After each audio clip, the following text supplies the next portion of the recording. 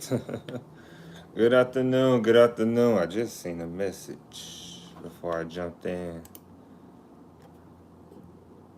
Good afternoon, everybody. I was letting my phone charge up a little bit.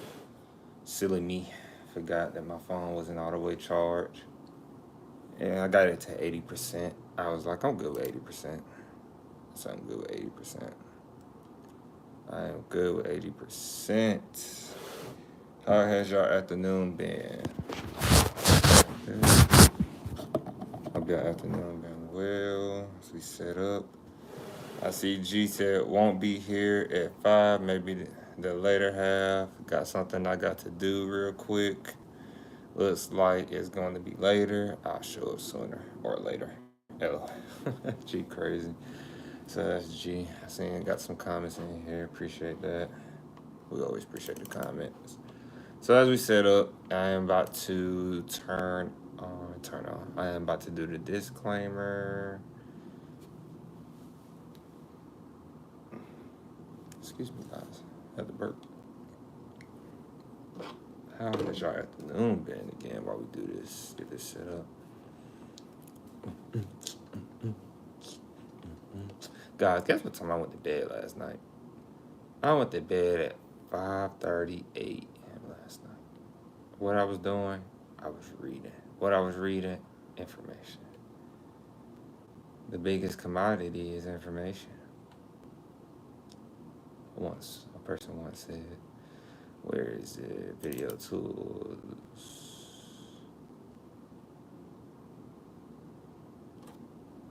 Waiting on the computer.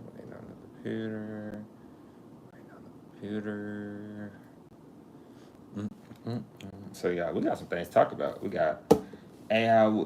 Will AI replace history? University of Utah cuts 81 programs. Parents choose 4 years. Choose a 4-year over a 2-year. We got some interesting things. There we go.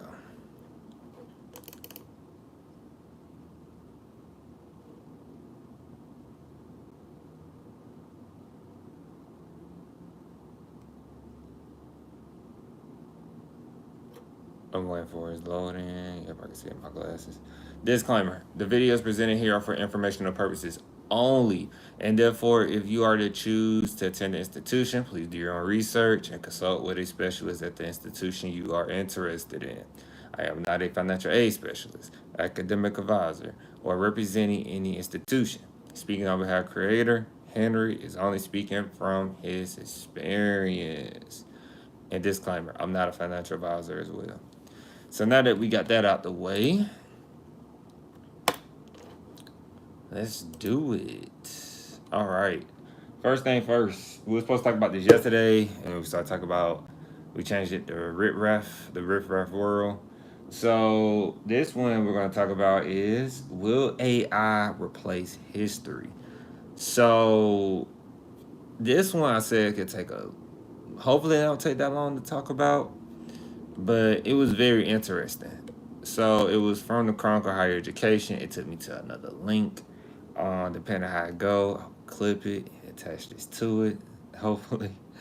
So it's saying the guiding principles for artificial intelligence and history education. All right.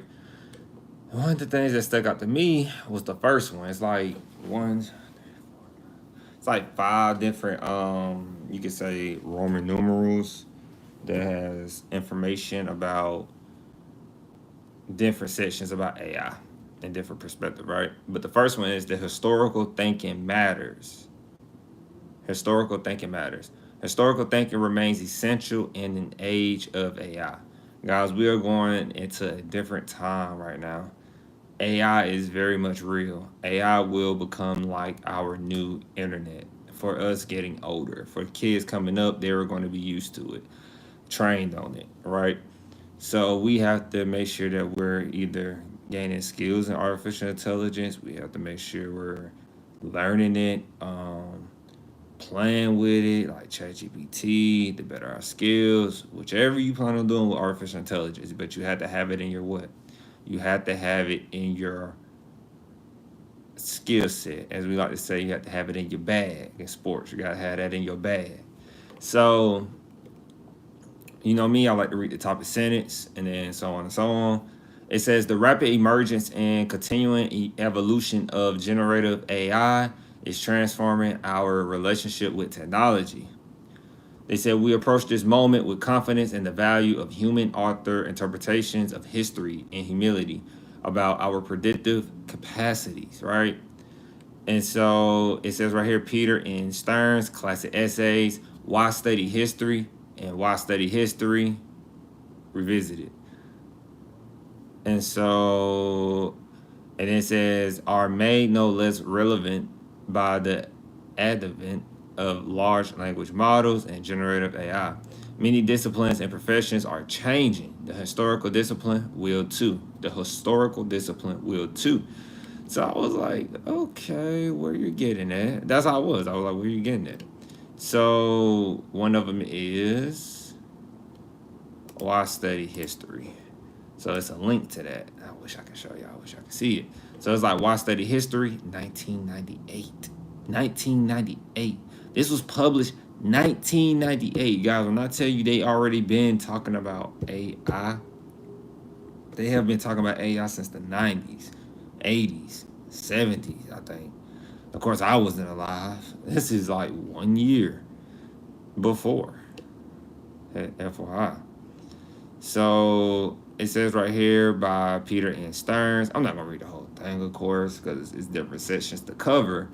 And it's just more to make you aware and how to view AI more. Because AI is essentially, they say it's going to take jobs. It will take jobs. AI, if you don't learn how to use AI, it will take your job and it will replace you. Or somebody's going to replace you who has a skill set of what? Using artificial intelligence. So, as I like to always do, I like to read the top line, the top sentence. People live in the present. People live in the present. That's what Peter N. Stearns is. Actually, I'm going to look up Peter N. Stearns, matter of fact, because I don't know who Peter N. Stearns is. So Peter N. Stearns was a professor. He is still here with us. That's good. He was born in the UK, London. He studied at Harvard University. I believe at the time was Harvard College. He studied at Harvard.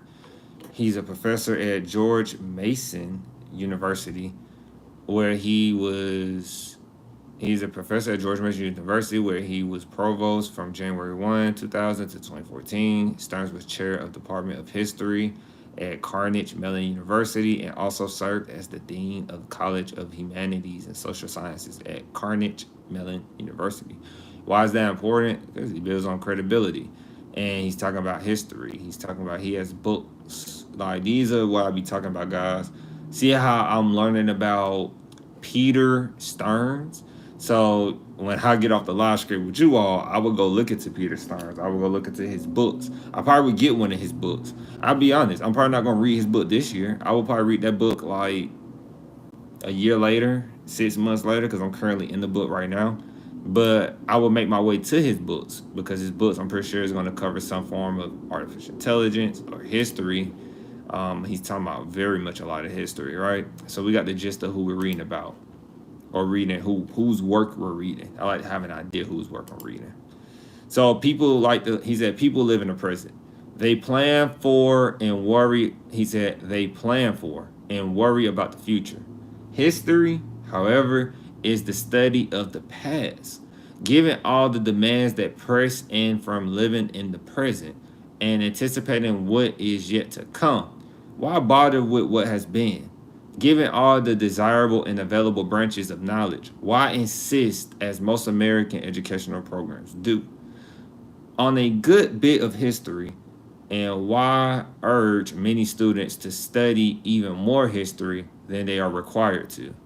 So then we go past some information. So why urge many students to study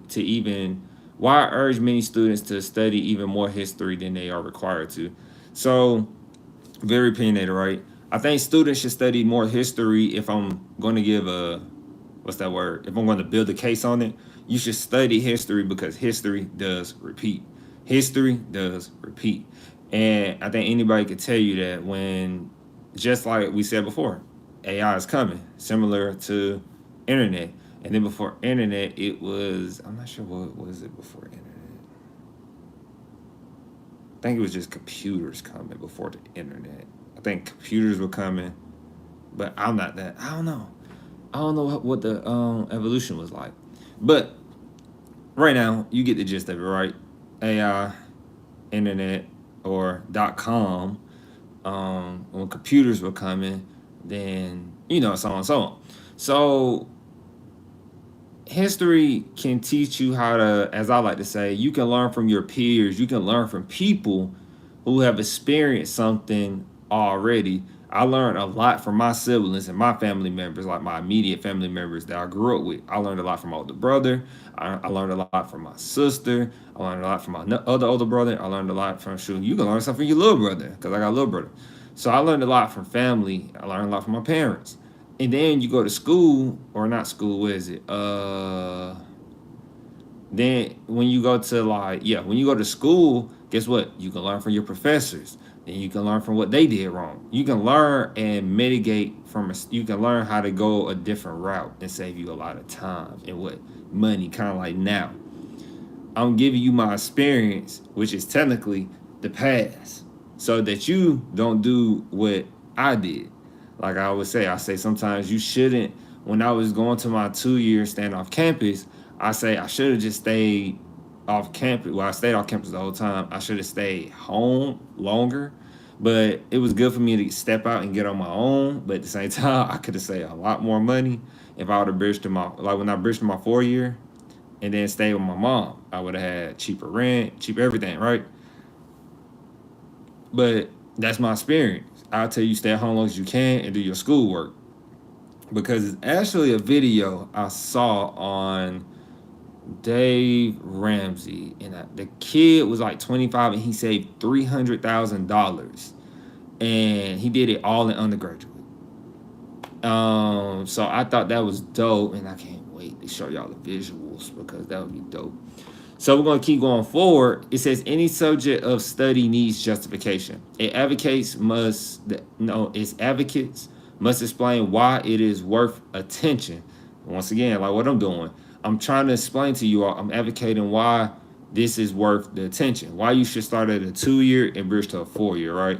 We're going to get into the AI a little more, but why you should start a 2 year and bridge to a 4 year. Because I'm trying to make sure you don't repeat the same history that majority, I would say like 70 to 80% of students, what they do, they come out of high school, they go straight to a 4 year, they get in a whole bunch of student loan debt, and then they try to blame it on the government. They try to blame it on the whoever, right? When they chose that school, they knew they couldn't afford that school, and then they don't get the job, they don't get the job, they don't get the money that they want, and then now they're fussing and they're upset because this has not worked in their favor, right? So this is why we're trying to explain and get your attention, like and subscribe. That's why we're trying to get your attention and remember to remind you, this is why we do this. This is why we started a 2 year. This is why you can save money and make money in college. And there's so many ways to do it. It's not even one way to do it.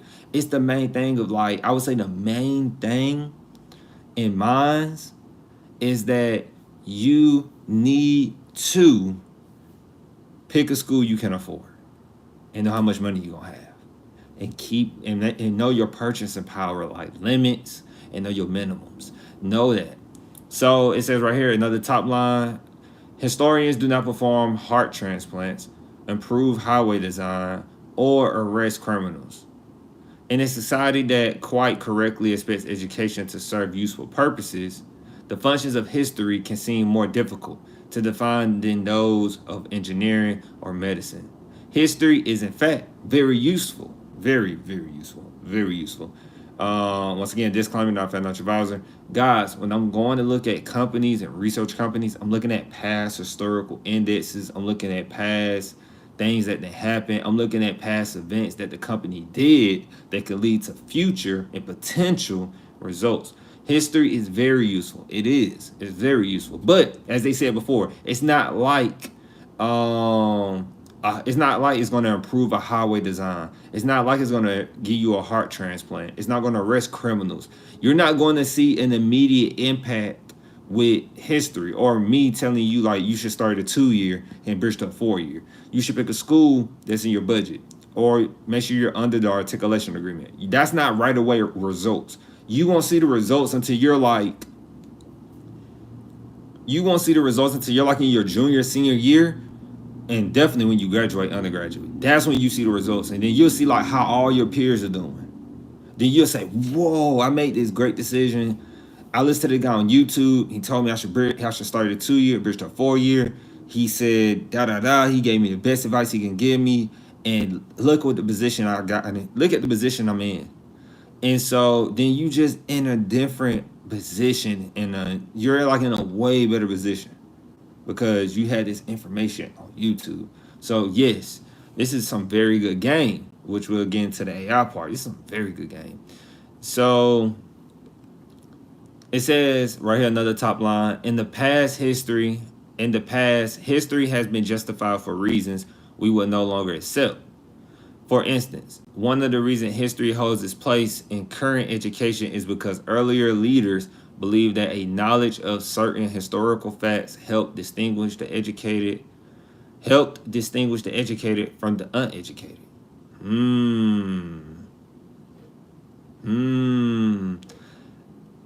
For instance, one of the reasons history holds its place in current education is because earlier leaders believed that a knowledge of certain historical facts helped distinguish the educated from the uneducated.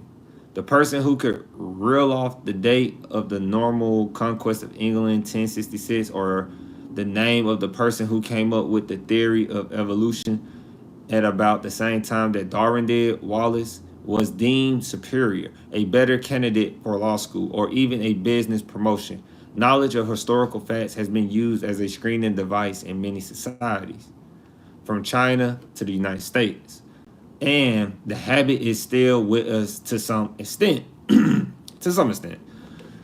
So, as we keep going, it says right here, history helps us understand people and societies. In the first place, history offers a storehouse of information about how people and societies behave. Understanding the operations of people and societies is difficult. Though a number of disciplines make the attempt, an exclusive reliance on current data would needlessly handicap our efforts. So guys, that is some real, very articulated writing. This guy, Peter Stearns, that flowed very beautifully. So Peter says that history offers a storehouse of information about how people and societies behave. Very much. If you study, you don't even gotta study. You can just live it. Like, okay, prime example. If you live in America, you can understand how majority Americans behave. It's gonna take time, like you're like a young age, right? Like 18, 19. You get a little older, you start catching the swings of things, right? And now with today, you can study people if you're looking for it. If you're looking for it, you can find out how people behave in America if you're on social media. If you're, remember, guys, that's one of the pros of social media. I'm like a big anti-social media person, but that's one of the pros. You can actually, if you follow people, you notice like what they're posting. You like, man, this person posts like every hour, right? So then you're catching on to the human behavior, like, oh, people like posting their families on social media. People like posting highlights on social media. People like posting job opportunities now on social media. People like being more open about things instead of secretive about things, right? You start seeing patterns of, I'm just naming the stuff. You start seeing patterns of people do these things, right? And you're learning how humans are. You start learning like, oh, a job wants you to be a certain age before they hire you. So you know what you need to do beforehand. One of the things that made me slow down in college when I wasn't really trying to hurry up and rush, like now I'm still not trying to rush, was that, okay, the workforce don't want nobody young. They wasn't telling me, they were showing me that. Because it was times I know for sure that older people who got student loans, who didn't dodge student loans, who don't even understand how they still think student loans are, they still think, because I'm talking higher education, you got professionals and grown-ups, I'm gonna say grown-ups like 40 plus, they think that student loan, no, they think tuition is affordable, but in most cases, it's not.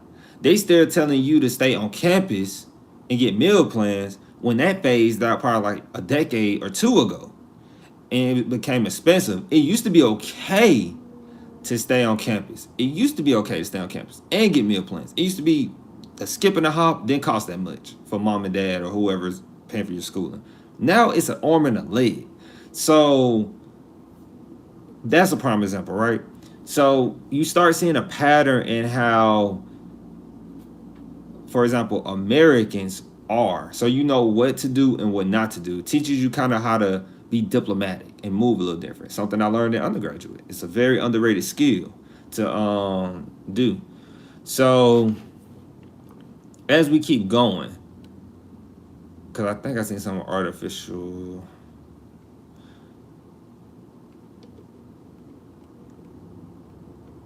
And then they keep talking about the history. So it's like really just talking about history, right? So now I'm going to go back, because now this section right here is historical thinking matters, right? So now I'm going to go to generative AI and its limitations. So this right here, this part, I think this is all by Peter Stearns, if I'm not mistaken. I don't want to say it's all by one person. But this part right here is generative AI and its limitations. AI produces text, images, audio, and video, and not truths. That is who wrote this said. I really don't know who is writing this. I don't know who's writing this right now. Is it? I want to know. Is this all one person writing this right now? We'll keep going, but I think it's only one person that wrote this. Damn, I'm excited. I get so excited when I get going. So generative AI is a remarkable technological achievement, but it has undeniable limitations. Generative AI is a remarkable technological achievement, but it has undeniable limitations. An awareness of these limitations is important for instructors and students alike. It says right here, LLMs produce text using an algorithm to select each word from existing books, articles, images, and other media, including AI-created sources. AI texts do not reflect truth. Rather, they echo and synthesize, or I think I said it right, synthesize? Give me a few seconds, I think I said it right, synthesize.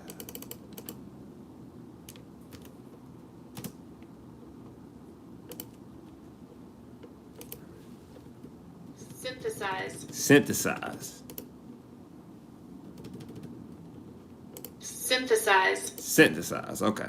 Synthesize. So where am I?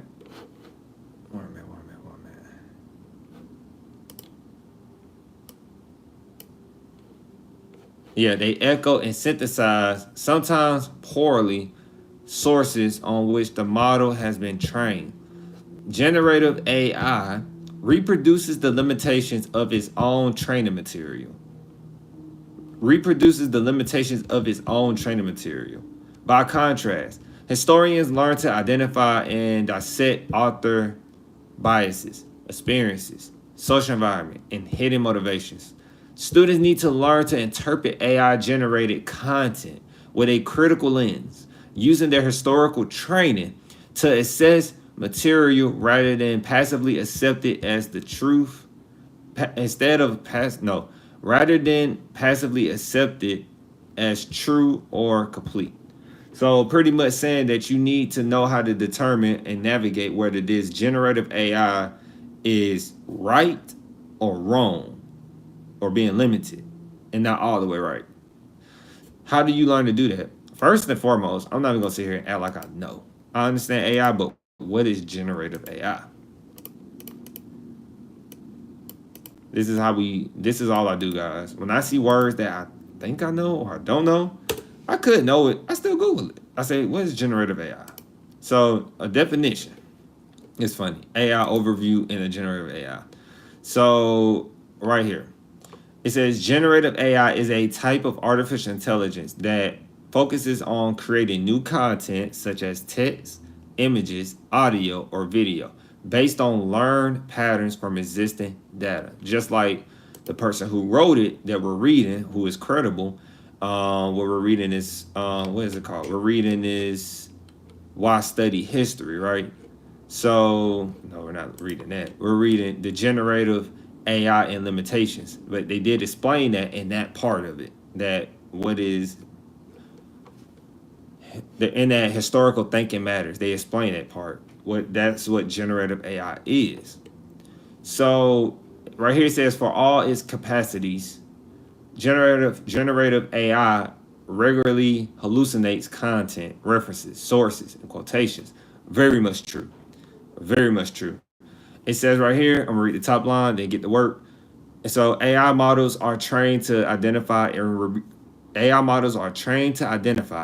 reproduce patterns, not to comprehend the world and all its complexity and contradictions. Once again, AI models are trained to identify and reproduce patterns. They are not to comprehend the world and all its complexity and contradictions. Meaning, AI is only trained to do what you tell it to do. If you type it in and say type this and do that and do this, it's tailoring to what you want it to be in a specific way. It seems like it's not really factoring in it's not, at least right now, AI is not factoring in all the complexities of the world and what's going on. That's how it's coming off. I'm not saying exactly, but I'm just saying that's how it's coming off. So they say right here, if a pattern leads to a false, bias, or imagined output, AI has no way to self-correct. Oh, I like that. I can go with that. If a pattern leads to a false, bias, or image or imagined output, AI has no way to self-correct. So if I tell AI that a 2-year is better than a 4-year, prime example, right? AI is not going to correct me and say, no, a 4-year is actually better than a 2-year. Or AI is not going to say, well, in the long term, you started a 2-year is better than because you're end up at a 4-year and save money. It's not going to say that. It's going to I'm training AI to say and think like me. So it's going to be AI specifically going to be biased on my on my liking and my beliefs. And guys, that's the thing with AI. You have to think about who's going to be building artificial intelligence, who's going to be building it on the back end. Because if someone is building it, artificial intelligence is already completely biased. You can train artificial intelligence to just saying whoever is making artificial intelligence or a artificial intelligence, it can be trained to be very biased. It can train to only start from history in America at year 2000 and not go past, it can't go far back it won't go past 2000 years. It's going to start at year 2000 until now. So go back 25 years and start at 2000 to this year, right? And stop at 2025. It won't continue to go. Like, they can really set artificial intelligence up like that. So the main thing, because there's more sections of it, guys, and what I'm going to do, I am going to put this in. This seems like it's free. So what I can do for you guys with this, I am going to, because we're hitting our mark, so I'm going to put this in the YouTube description for you so that you can take a look at this and read this if you want, catch some of the points we talked about, because it's a lot more, like AI literacy, concrete and transparent policies. It's more. And so that's why I said, will AI replace history? AI can definitely replace history if a person doesn't know their history. If you don't fully understand history or know parts of history or know to go pick up a book and go read learn about your history or go to college. College tells you different parts of history. They tell you a lot more than high school would. And then you can learn a lot more history through who? Like I always say, guys, I learned a lot of history through my TT. I learned a lot of history through my Katiko. I learned a lot of history through my parents. I learned a lot of history through my older brother. People who lived years before me. That's great history right there because they have the real life experience. Yeah, it's biased on their perspective, but history is also biased and based on perspective. Not AI, but just in general. Like when somebody writes about history, and they're trying to tell me what happened in their time, they live to tell the story. And so we have to keep that in mind. Like we have to go know our history because it might be a point like now we was talking about the tariffs yesterday, me and G in the live screen, and that G was telling me how tariffs work. I'm not really, I just know tariffs like simply, I just know that I as a consumer on the bottom end will have to pay. I just know I have to pay something, right? I know things are gonna change. I don't have to be one paying, and so you have to go back and say, when was the last time tariffs were used? Or you have to go back and say, when the last time did we have a recession? What led up to the recession? What was happening? What happened over here? What happened over there? And so one of the prime examples of like what led up to the recession or what led up to the 2008 housing crisis was that research. Like there was nobody researching. Nobody was policing things, right? So things what got out of hand. That's why when we cut funding, that's why I say, guys, when you cut funding, like research funding, when you cut those things are essential. Those things are what keeps us like we never see it because it's always been protecting us. So when you cut it, then we start seeing things ravel because nobody's doing the research to be like, hey, we need to do this before this gets out of hand. And then they're like, what cases or whatever where we're at. So when the '08 crisis was happening, things were like, I can't really speak 'cause I'm not a finance major, I'm not that deep to knowing. I just know like if you had terrible credit scores, you can get a house. Like that's as simple as I can put it. But I know when you watch The Big Short, one of the people in that movie, The Big Short, they were talking to their brother's ex-girlfriend or something, and she worked at the SEC, which is the people who police like people in the stock market, right? And so she was like, I'm here on my own dime. We got our funding cut. So when they got their funding cut, guess what? Nobody was policing the people who work at banks. Nobody was policing like these people getting houses or how they're getting these houses and they have bad credit score. Nobody was policing. Why? Because they didn't have the funding to. They didn't have the staff to. Keep that in mind.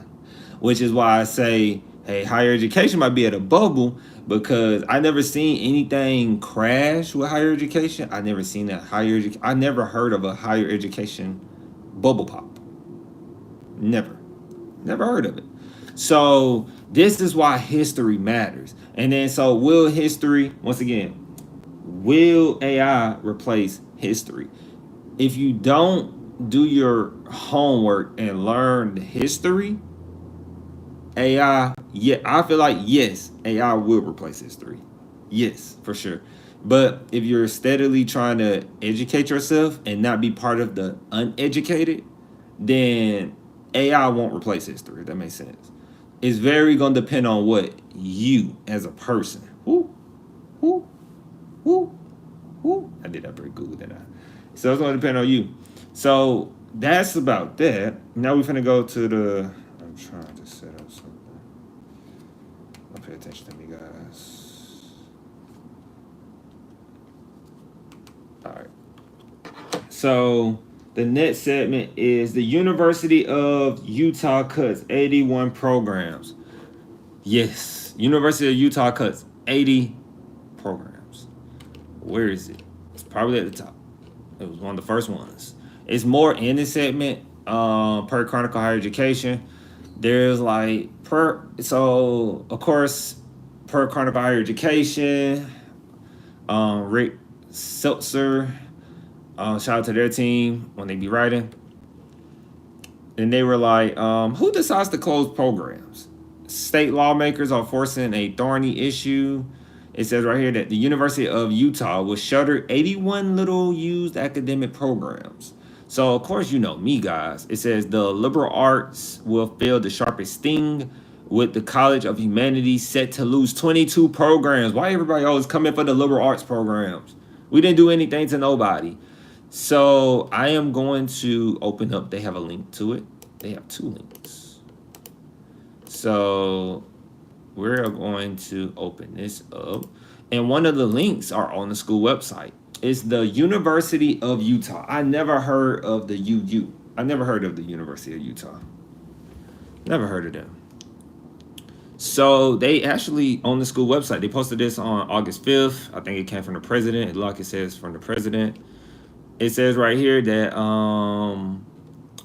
University of Utah details course cuts. And guys, this is what we do. So the University of Utah has finalized its list of course and program cuts as part of the legislature mandated strategic reinvestment process. So it says right here, the University of Utah Board of Trustees members signed off on a list of just over 80 inactive courses and degree programs that could be discontinued once the Utah system of higher education and Utah lawmakers sign off. So guys, if you're in Utah or if you're at the University of Utah, this pertains to you. This is why you need to know where you're going to school before you go, because they have 80 inactive courses and degree programs. Hopefully no student was taking these, but hey, if you wanted to take it, I'm pretty sure they're going to say money is money. They're not going to push you away from it. So it says right here, we can see the full list.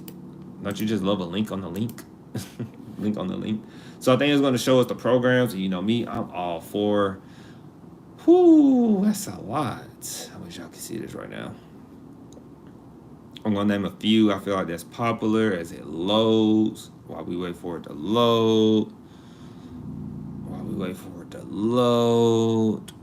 And we're watching. And we're waiting.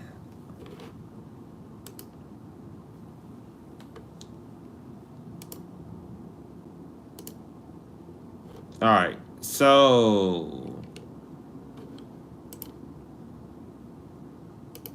this is the list. So prime example, one of them will be the College of Education, Department of Educational Psychology. So guys, for my people who are not in college or getting ready to start college for the first time, you might go to a school like the University of Utah, right? Like and subscribe, like and subscribe. You might go to the University of Utah. The University of Utah. That's what it's called? Am I saying that right? Yeah, the University of Utah. That's your school. That's your institution. But when you're at the institution and you get deep into your program, like your junior and senior year, you become you get into a college. Kind of like what's that movie? Harry Potter. They were all at the same institution, but within that institution, they all went to different houses. Same thing in college, you're going to a different college. So you might be under the College of Education, you might be under the College of Engineering, and then it gets layered down to like department. Like you're in the College of Engineering, but then you're in the School of Computing, then you're in the Biomedical Engineering. You see where I'm going with this, guys? So it gets deep, it gets layered and layered and layered. So right here, these are some programs they're going to cut. They're going to cut some College of Education, Educational Psychology. They're going to cut some College of Fine Arts. They're going to cut dance. They're going to cut some theater.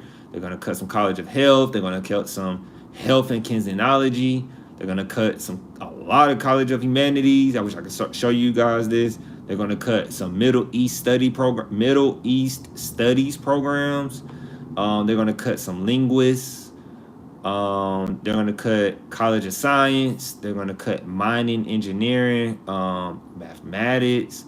They're going to cut some chemistries, College of Science. They're going to cut School of Business. They're going to cut some management courses, some marketing. They're cutting a lot of programs. You get the gist of it, right? They're cutting a lot of programs, a lot of them. And where it gets interesting, though, when I read it, if I'm not mistaken, did they say this about them or was it about another?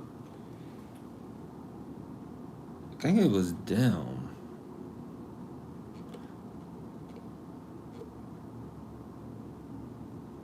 we'll keep going.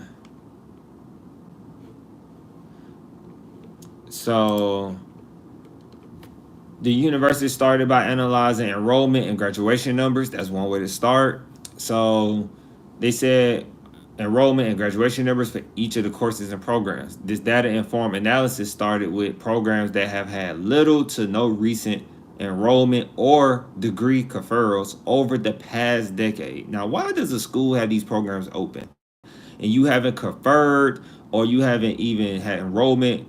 You haven't had enrollment or anything in the past decade. Why are you still even? I hope they wasn't even putting money in the program.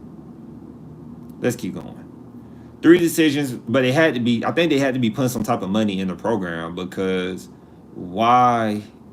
You're saying you're cutting it, so now I'm assuming that's saving you money at the institution because you're now all of a sudden cutting it after a decade. It says right here, I don't know who they're quoting. They always do this. I quote, these decisions reflect careful consideration and consultation with the college, school, and departmental leadership. Provost Mitzi Montoya wrote in a July 9th memo to academic leaders. We recognize the weight of these, I quote, we recognize the weight of these decisions and the importance of shared governance in managing this process with transparency and integrity. Thank you for your continued partnership in advancing the mission of the university and supporting a bold, student-centered approach to academic reinvestment. So right here it said on May 16th, the university submitted phase 1 of its reinvestment plan to the Utah system of higher education. Remember, guys, I said every state has a Utah system. It's either Georgia system, Utah system, Florida system of higher education. Everybody has one. So they submitted it to the Utah system of higher education. Part of a 3-year process to reallocate $19.6 million of state appropriated funds as required by House Bill 265, HB 265.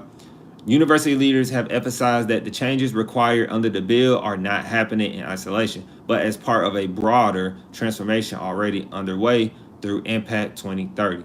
They said the phased approach is designed to ensure thoughtful implementation that strengthens the university's momentum toward long-term goals while aligning with HB, which is House Bills 265 priorities to improve completion rates and strengthen the workforce readiness, right? Blah, blah, blah, blah, blah, right?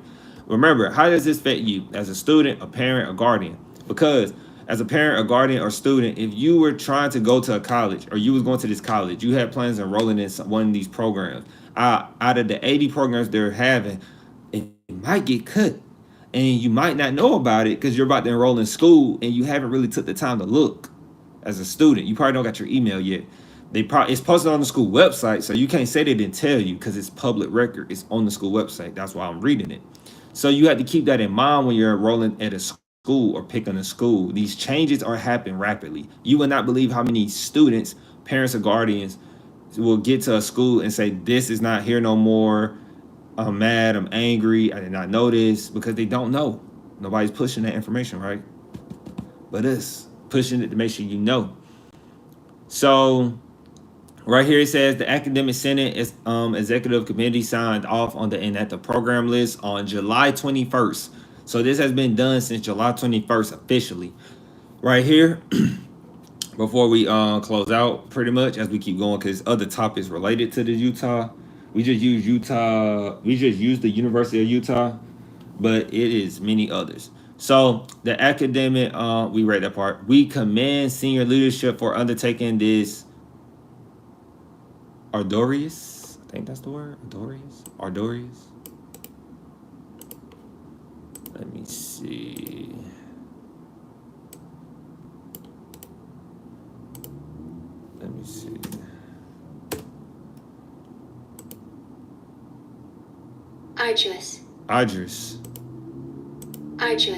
Arduous. Involving or requiring strenuous effort, difficult or tiring. Arduous. So like heavy. Okay. Laborious. Yeah. So we commend senior leadership for undertaking this labor or hard time, hard, like time-consuming, time-sensitive tasks the right way. Using data analytic tools. Remember, data analytics, guys, is getting very popular today, especially if you're using AI. It's a way that you can use software and AI to combine to get your results much faster. There's know like what to pinpoint and use and choose. Companies are producing that out here today. So using data analytic tools that were put into place in anticipation of this scenario. Collaborating with deans and department chairs to generate targeted cuts from the ground up, and trusting the shared governance process, even under unforgiving deadlines, to perform oversight and thereby build campus-wide continuous. I believe that's continuous. Let me see.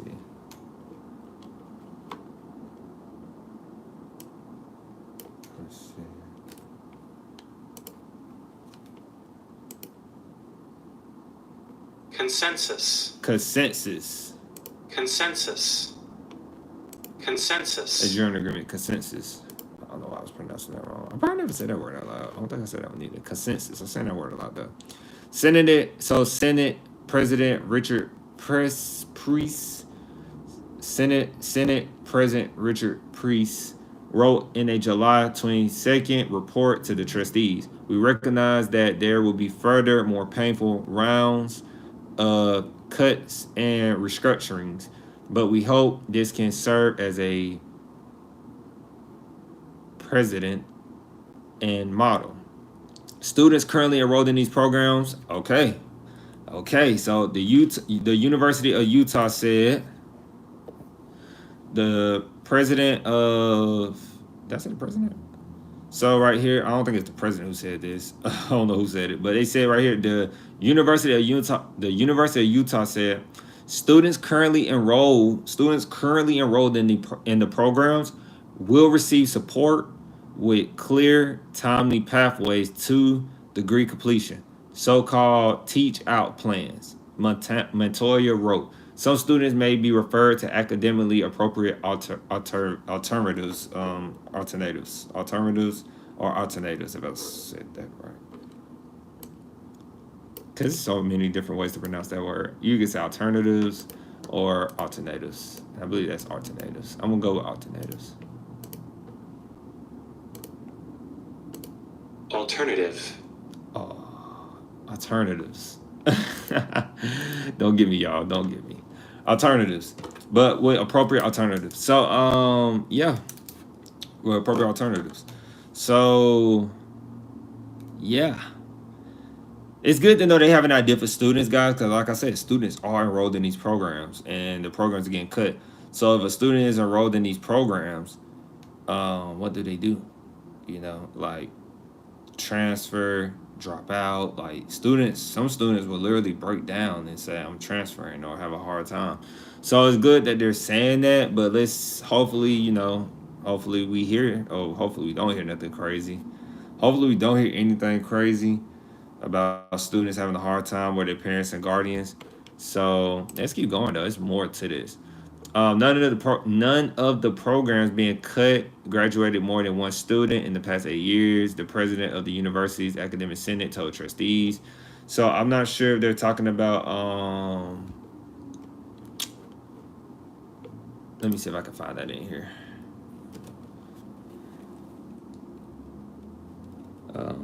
One. It's not in here. I'm not sure if this is the University of Utah saying that, but it says none of the programs being cut graduated more than one student in the past 8 years. I'm not sure what school said that, but let's keep going. I think it's all about Utah. This has to be, because it says right here, the review started with the state lawmakers who passed legislation cutting for $60.5 million from Utah's higher education budget. The law dangles the chance for the state's 8 public colleges to reclaim lost money in the future if they cut inefficient majors. So right here, the law dangles the chance for the state's 8 public colleges to reclaim lost money in the future if they cut inefficient majors and reinvest in high demand degrees. So that's part of the Trump administration right there. That's one of the pros about the Trump administration right there. Because, guys, why do they have inefficient majors on campus? And one of the reasons, potentially, it's like, guys, it's a money grab.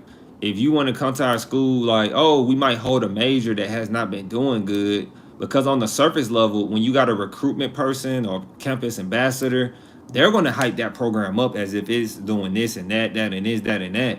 But in reality, the program hasn't graduated one person. But since you have that one major, because a kid might hear about it, and then, you know, with social media, with our phones, your phone is going to feed you a major that you heard of, you was thinking about it, and your phone's going to feed it to you. So now you think like, oh, this is my major. And the school might just be holding on to that major, like, oh, that one student wants to go here and come, and they charge you for it. And then the school doesn't really put much money to the professors or anything for that major. So essentially, what, they scammed you or they took your money, essentially, because they don't even care about it, the program. They just got the program there because that one student or two students might come to it. They're not trying to rebuild that program up. Like they said, they're cutting 81. I'm not saying that's Utah, but I'm saying they're cutting 81 programs, guys. They probably was never going to cut 81 programs until the legislation that had passed. So they have to clear up all these programs that are not giving students a return on investment. That's very critical and important. Like I said, it's not right away important, but it's very important.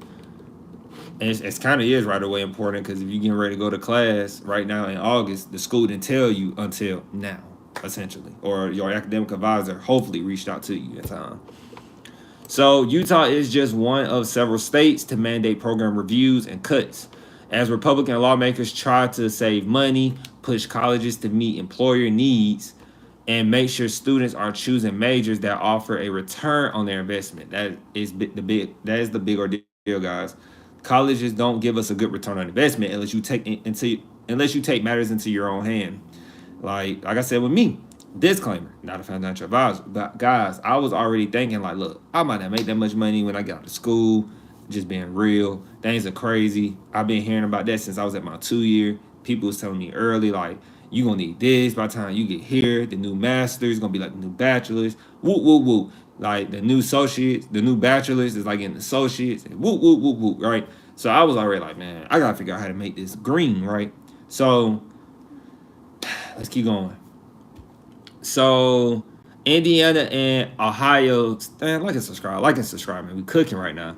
Indiana and Ohio set enrollment cutoffs that trigger program reviews. While Utah lawmakers were not quite so specific, programs in which 15 or fewer students are majoring are at risk of being cut in Indiana.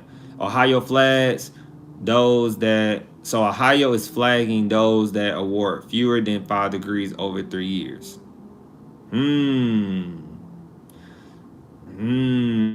So right here, I'm gonna read that one more time. So Indiana and Ohio set enrollment cutoffs that trigger program reviews. While Utah lawmakers were not quite so specific, programs in which 15 or fewer students are majoring are at risk of being cut in Indiana. Because if you got the programs in which if you got 15 or less students are majoring, they are at risk of being cut in Indiana. And then it said right here, Ohio flags those that award fewer than 5 degrees over 3 years. So if students only got 5 degrees, if you only handed out 5 degrees, 5 degrees? If you only handed out fewer than 5 degrees over 3 years, if you only hand out 5 degrees over 3 years, that's a problem. That's all I'm gonna say. That's a problem. So state mandated processes raise tough governance questions. That's what I'm talking about. We need some governance in higher education. We need some accountability, some structure. Right here, they said state mandated processes raise tough governance questions. Public colleges are set up to be protected. Public colleges are set up to be protected from the whims of elected officials. Professors are the ones charged with developing and maintaining curricula. Further insulating the classroom from the capital. Further insulating the classroom from the capital. So it says right here. Oh wow. Oh wow, we getting into it. It says right here, the is this a new assault on academic freedom? I have no idea what I'm about to read. We had concerns about what's being taught in our classrooms before, said Felicia Commodore. And she is a associate professor of education policy, organization, and leadership at the University of Illinois at Urbana Champaign, I believe.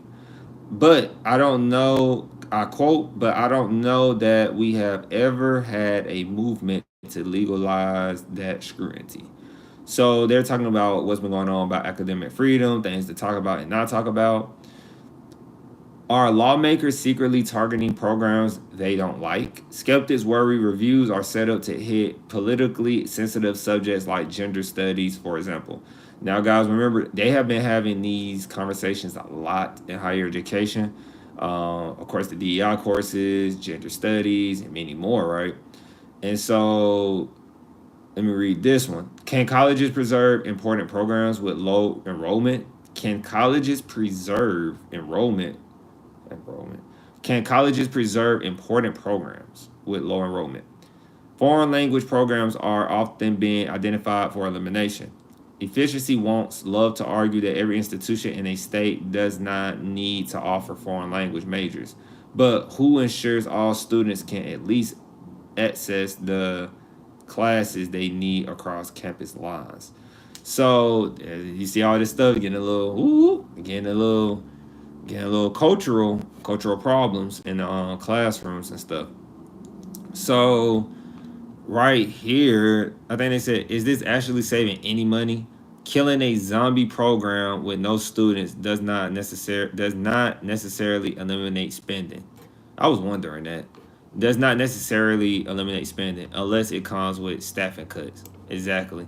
I was gonna say the only way you're going to save money is if you don't have no professors in it, because yeah, the professors in the department, like who, like because you got department heads. Those department heads, whoever is in that department, are paying. You're paying them to make curriculum, very credible curriculum. That's what makes your school more prestigious. These people do research, which is crazy. They do research while running programs and teaching programs. Shout out to professors, man, underrated.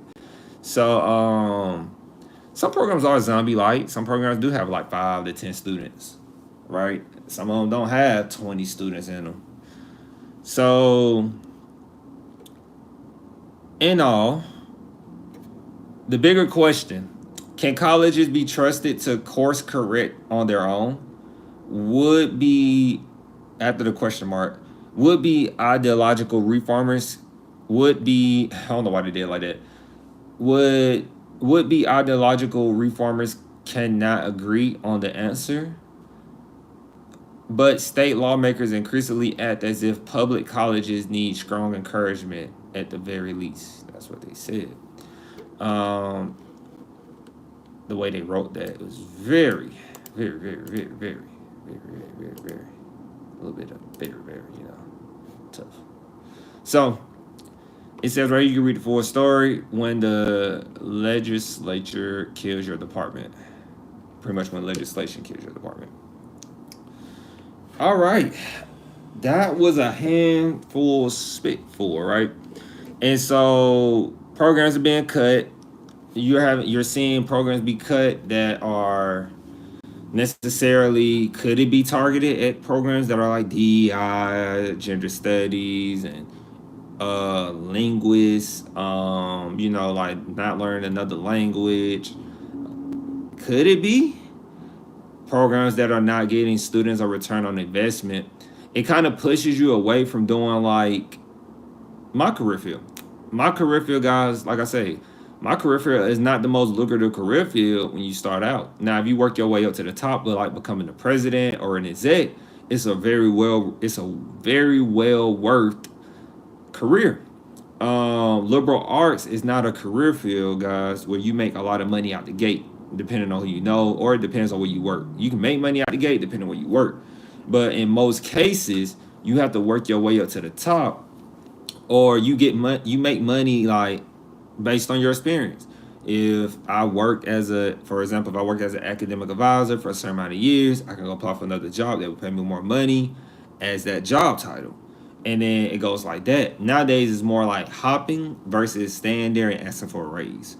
So that's more like with liberal arts, or we learn public speaking in liberal arts. Like, it's a very wide range degree. You learn how to be diplomatic. You learn how to be essentially political. You learn how to be well versed of people's perspectives and understanding. That's why Obama, he went to one of the best liberal arts colleges. I hate to say it, but Columbia is very known for their liberal arts, very scholar place.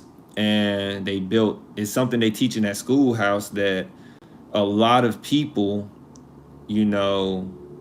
carry the same traits of success. So, prime example, Obama, for example, he has a very good intuition and very good listening perspective. He has a very good way of articulating himself. That it's not just he's not only good at articulating to one person, but he can articulate to everybody, which is a very, very, very dangerous skill, by the way, in a good way. It's very dangerous to have in a good way or bad way when you can make a group of people all come together. That's very rare. That's a very hard skill to do. Some people could probably bring like one group of people together. Some people only can bring two types of people together. Some people only bring three types. There's a lot of people in the world. There's more types of people, right? So that is one thing about the liberal arts major, guys, that I love so much. But, we get the bad end of the stick sometimes because people don't see the results right away. Like, you see how long it took Obama to really get his skill set shown. Like, it was shown behind the scenes, but for it to really display on camera, it took a lot of years. Like, it took a lot of years before he became the president, right? Of course, I was little, but yeah. So, our last one is that parents chose 2-year. They chose the 4-year over the 2-year. So, where is it? It says right here that most parents want their kids to go to college, per College Education. It says majority of parents whose children are under 18, a majority of parents whose children are under 18 would prefer their kids to enter college immediately after high school, according to a polling released today, with 40% preferring they go to a 4-year college and 19% wanting them to attend a community college. Meanwhile, 16% of parents hope their children go to job training or certificate programs. Just under half of Republicans, 48%, prefer college compared to 73% of Democrats. So let's get into this. I seen this. When I seen that majority parents want their kids to go to 4 years rather than a 2-year, which is a community college, it made me feel that we're not making progress or in spreading the message of how important an education is. And it's a very good debate on why you should go to college. Shout out to Jubilee. They need to come get me. I would love to be the person sitting in the middle saying why college is important. Now, could I keep making my case the whole time? I don't know, but I would just be talking. And so, higher education is one of those things, man, you just need. Like, I don't care what nobody say. You just need it. I don't care if you don't use it. You need it. It's just one of those traits where you need it. As I said before, you have billionaire kids, who parents are billionaires. You have multimillionaire parents who make their kids go to college. And so since the parent is making them go to college, obviously there's some importance to going to college. So this is by Gallup, Gallup. Never heard of Gallup. But most parents prefer, like and subscribe. Most parents prefer college. So it's titled, Most Parents Prefer College Pathway for Their Child. All right. I think somebody commented. I seen something. I wasn't looking down. Gee! Did not know you was in here. You just get in here? Yeah, you just got in here. Pushback. Just to pushback. I don't think you need it. G, how you gonna come in here and then say pushback? I don't think you need it. I see you today. You woke up and chose the other side today. You didn't choose to be on my side today. You chose to be on the other side today. Well, what's good with you, G? What's good with you? How you been? How you been? How you been? Before we get into this, how you been, G? How you been? Did the meeting or your task, did that go well? I know you said you had to go do something real quick. Did that go well? Let me know. Then we'll get back to it. Let me know. Let me know. LOL. G just come in here and say pushback, pushback. G just came and heard that part. Pushback, pushback, pushback. I don't think you need it. It's real though. That's real. I was just saying, G, like, put me in the circle. G said, I'm good. Thanks for asking. How are you? I'm well too. I had took a nap. I don't think you heard it in the beginning. G said longer than I thought, but it was good. That's good. And then G, I said earlier, I was up to like 5 in the morning last night, 5:30 in the morning. Just researching some stuff. Like I say, you know me, I like to read. I was reading some company stuff. This company is like really up in the air. Like kind of not up in the air. They're pivoting their way to wish I could take a nap. And so yeah, I was up to 5:30 last night, 5:30 in the morning, researching this company. And they're pivoting. I feel like they're separating themselves. They got competitors, so it's like my first time really trying to invest in the company. This time we're not a financial advisor, trying to invest in a company that has competitors, and hopefully it pans out and they're doing what they need to do. So I'm trying to figure out if their product is, because right now I pulled it from the school library. I'm trying to make sure their product is effectively working. So how am I going to find that information? That's the digging. I can't say the company, G. I can't say the company. I can't say the company. Can't say the company. I cannot say the company. And then G said, I was up too, LOL. That's crazy. That's crazy. Look at us working. Trying to work hard for the business. You know, trying to work hard so I can take financial advice. No, you won't get it from me. The only time you going to hear me talk about it is when it already became a success. Like how I talk about Palantir, that's already a success. So I can mention that at that point. But I'm not going to mention it. It's very risky. So I'll still sue and just cut out the... Most people probably do try that. I'll be like, oh, now I got to go to court. I got to go get the video. I got to see which one they pull. Then I got to go in there and be like, oh, Your Honor, I don't know where to get this. They clipped that part out, but I definitely said it 1,000 times on the video, Your Honor. You know, the beginning of the video, I read the disclaimer. Oh, you gatekeeping, so it's not loud. Yeah. Like I tell people, financial literacy channels, I like them. That's a dangerous game, though. I knew you was playing games, LOL. So yeah, now we're talking in something else. I was like, put me in Jubilee. I was like, I know you heard Jubilee, G. I was like, because what you just talked about, I was like, how you got millionaires and billionaires, kids going to college, getting a college degree. I was like, put me in the middle of Jubilee, and I'll explain that I'll try to do my best, but I believe I'll stand my ground. I say, look, Jubilee, this only need to be like 30 minutes. 30 minutes, 45 minutes. Don't need to be that long. And then I'll say, look, all y'all need to get a college education. All y'all. And they're going to be like, I don't think a college education is valuable. Why? Because I got student loans. What college did you go to? If you don't mind asking. If you don't mind me asking. And then, just be a whole lot of different perspectives. And it'll be dope. Because I just strongly believe that, And that's what we're finna get into now, though. Most parents prefer college pathway for their child. Democrats, college graduates overwhelmingly prefer their child pursue post-secondary education. And then G said, I think they did a Jubilee with Morgan and Morgan. G said, I think they did a Jubilee with Morgan and Morgan founder not too long ago. Okay. I'll try to check that out.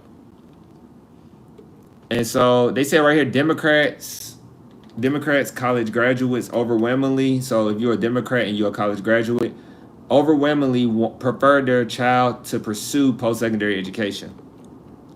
So Washington, D.C., A majority of United States parents with a child younger than 18, 59% say they would prefer their child to attend college right after high school, while 40% wanting their child to enroll in a four-year college or university, and 19% preferring they go to a two-year or community college. So I'm gonna put that in the group chat. I said group chat. I'm just gonna call it a group chat at this point. They should let me pick and choose my live screen. Like, do I want to call it a group chat or live chat? Because I think she'll call it a group chat most of the time. All right, here. And so, where is it? And then I said four-year college, or it's more.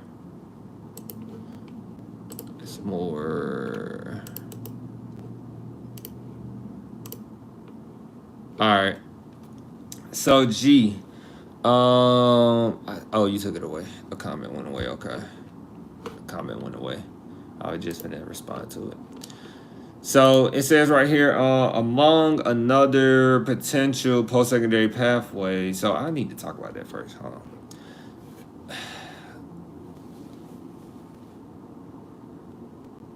Parents still want, so this is the thing that baffles me, G. This is what baffles me. Parents are seeing the trend of higher education. They're seeing the trend of what's happening. When kids, not every kid, right? But when majority kids are going to a four-year university out the gate, the number now, I can't say. I haven't been around that long. I can't say like it's almost catching up, I guess, because almost like 20%. It's almost like a 40-20 thing. But it's like, why are parents still preferring a four-year college or university versus their kids starting at a two-year? You would think that would be higher. Prices are pretty normal. Your first 2 years at a two-year college, your first 2 years, here's a fun fact. Your first 2 years at any college you go to, unless you're like in the honors, I guess, college, but still the same. If you ask me, still the same. Might be different, but I'm going to be a little pessimistic. Still the same. Your first 2 years of college is the same. Everybody's going to have to take that math. Everybody's going to have to take that English. Everybody's going to have to take those prerequisites. And then when you get into your junior, senior year, it's different. Your junior, senior year is very different, of course. And you still have to have prerequisites already for your junior, senior year. So G said, and became an artificial barrier to entry for jobs that didn't traditionally require one. Mostly to weed out the overrun of new students and workers after the New Deal. That's why you need a master's to make $9.50 an hour. That's why you need a master's to make $9.50 an hour, like $9.50. There is still a stigma against junior college. Very much still a stigma. Very much still a stigma against junior college. I don't think it's going away, G. I think it's forever going to be like that, if you ask me. That's my jaded coming in. I think it's really going to stay like that. I think junior college will always be perceived as go get your get your trade skills and hand skills, blue collar skills, because which we all know 2-year colleges / junior college has way more to offer than that. Like prime example, some 2 years out there that have deals with big companies out there, like companies that are in the Fortune 500, which is dope. I actually got a video coming on that. It's already clipped. I just got to edit it and make it like a, actual look video. Put some effort in it. Right now it just looks plain. So it says, G said there are jobs that get so many college graduates applying that they start to require masters. And entry-level jobs are requiring years of experience. Right. They're requiring years of experience. Which is why I tell, if you watch this channel, guys, or take a little time to watch it and catch it at a good time of the live stream, this is why I tell us, like, this is why you should be working while you're in college. Because it debunks them saying you need years of experience. Imagine if you can get that direct or close experience on top of internship experience when you get to the end of your program, helps you out so much. That's why I said it does you no justice to go straight through school. Essentially, that wastes your time now, going straight through school. Like it might just be in your best interest just to like be a part-time student and work full time. In a perfect world, if you ask me, take your time on classes and just work, because it's like G said, there's so many barriers. So G said, but this has been happening for years. Yes, I found out about that when I was at my 2 year. I had some older, you can say mentors. I had some older people telling me like the master's will become, your associate's degree will become a high school diploma, your bachelor's will become an associate's degree, and then your master's will become the new bachelor's, and so on and so on, right? And so, and G said, that's what the oversaturation of college degrees does to the job market. And for what you said is exactly why internships are getting overrun. Yeah, because I talked to plenty of people, and they say, I was like, you did an internship? They say, yeah. I was like, it was paid or free? They say, I don't do free internships. I was like, huh? I thought internships. I never did an internship personally. I just always worked. I never personally did an internship because I never saw the difference. Me personally, I always like, and plus my school never required me to. And so, and G said, for what you said is exactly why. And then G said, I seen it. What you seen, G? What you seen? Not all internships are paid. I would even say most are not. Yeah, most of them are not paid. I was actually, you wanna know the funny part about it, G? I was trying to get an internship while this summer. I was trying to get one, just to get some direct experience. There's a big difference. There is a big difference. It's on the job experience. Yeah. And so I was actually trying to get an internship this summer. I was trying to do free work, of course, work, get direct experience, intern. But it's really hard to get internships in my career field. It's really hard. Really hard. Like I said, higher education, they don't expect people to be young. Essentially being 26 or 25 or 24 trying to work in higher education, or 23, that's young to them. They're like, why do you want to work in higher education? Well, stable job, stable pay, job security. I don't know why. Why would I not want to work? Like it's like, okay, you'll let me work in the military. That's essentially a state/federal job, depending on how you layer it up or how they wrap it up. So why can I not work in higher education at such a young age? It just makes me think like some stuff, like that's why I be like, some stuff just don't make sense sometimes. And then G said, I'm waiting for it to come in, G. I don't think it came in.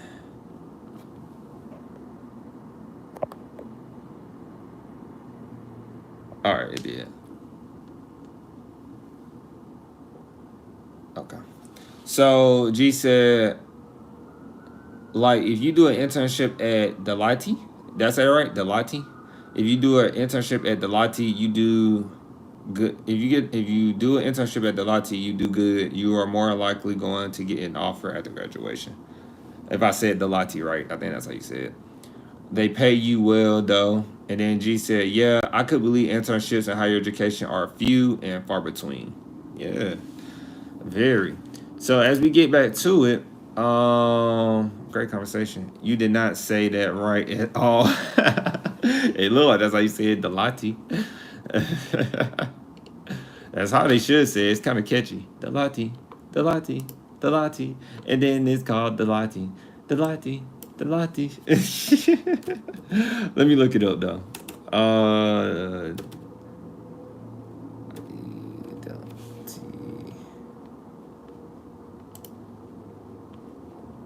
Let me see. DLO.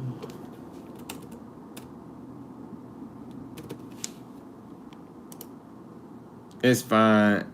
It doesn't really matter. Saying it that way just Let's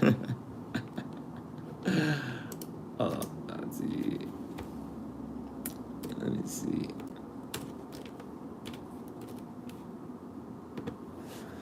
Let's see. I think I'm missing an I though. Nah, you okay? That I wasn't gonna make a difference. The way I said it. Deloitte. Okay. Deloitte.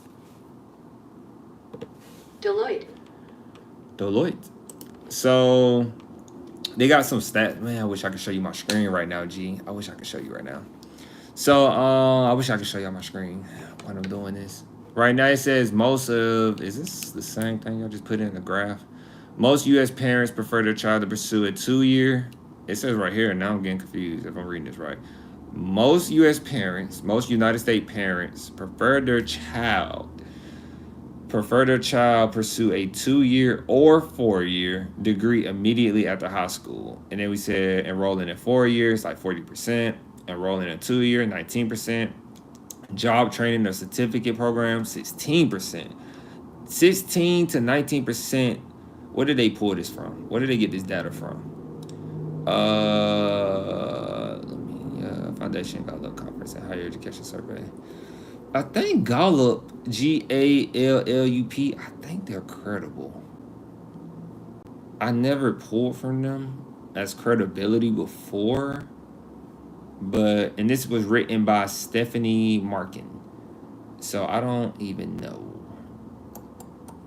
But if they put, I don't see them putting. Yeah, they said they did a survey. It was a Gallup panel web survey conducted June 2nd through 15, 2025, with a sample of 2017 U.S. adults age 18 and older, 500, including 500. So yeah, they did the survey. I would consider this credible.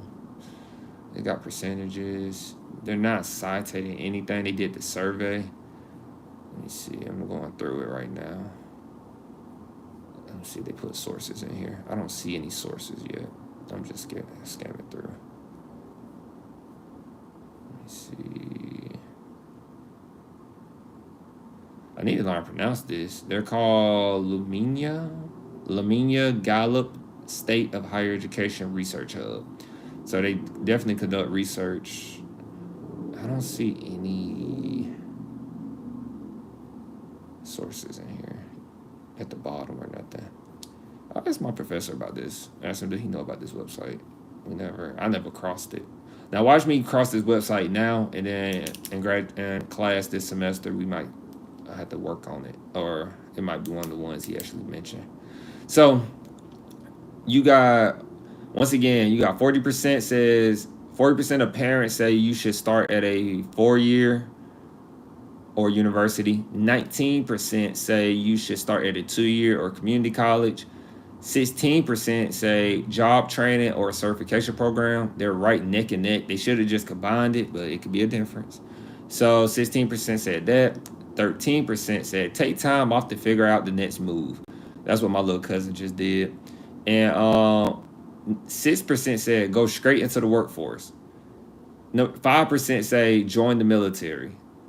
Join the military and go straight into the workforce should have been combined. Excuse me, because that's essentially the same thing. You're going straight into the workforce. And depending on the branch you go into, you could be getting your education and working. So, yeah. Because I know in the Air Force, while you're working, that counts as like working towards your degree. That actually you can get a CCAF, a Community College Air Force degree. So, yeah, join the military and go straight to the workforce should be definitely combined. So it says right here, results for this. I hope I'm saying this right. Actually,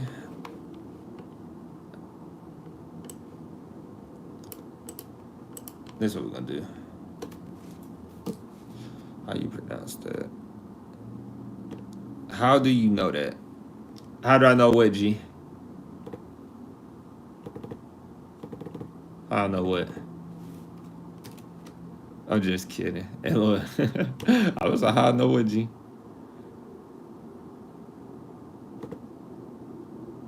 Gallup. Yeah, Gallup. Okay, I did say that right. Wow, the one thing I didn't think I was saying right, I was saying it right. About the Air Force. Ah, how did I know that? Oh, yeah, yeah, yeah. I know a few things. I know a few things. I know a few things.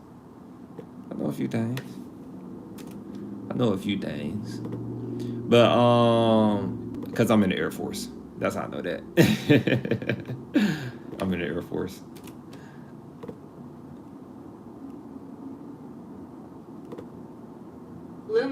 Lumina. So the Lumina Gallup.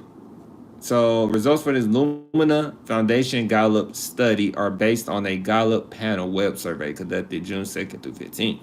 And that's what we was reading. Democrats and college graduates most prefer college pathway. Democrats and college graduates most prefer college pathway. So it said while 6 in 10 U.S. parents say they would prefer their child to pursue a 2-year or 4-year college education immediately after high school. Preferences vary by political affiliation and educational attainment. They say Democrats, 73%, are the most likely. Oh, gee, let me get your perspective on this right here. Oh, wow. I'm about to put this in the group chat. Hold on. I'm at the live screen. Hold on real quick, G. I seen what you said, man. I'm going to let you look at it. Then I'm going to let you cook while I read and see what you say. You educational. Wait, it's more. It's more, G. Hold on. It's more. Then I'm going to go off of you. Educational attainment. Hold up. There's one more piece.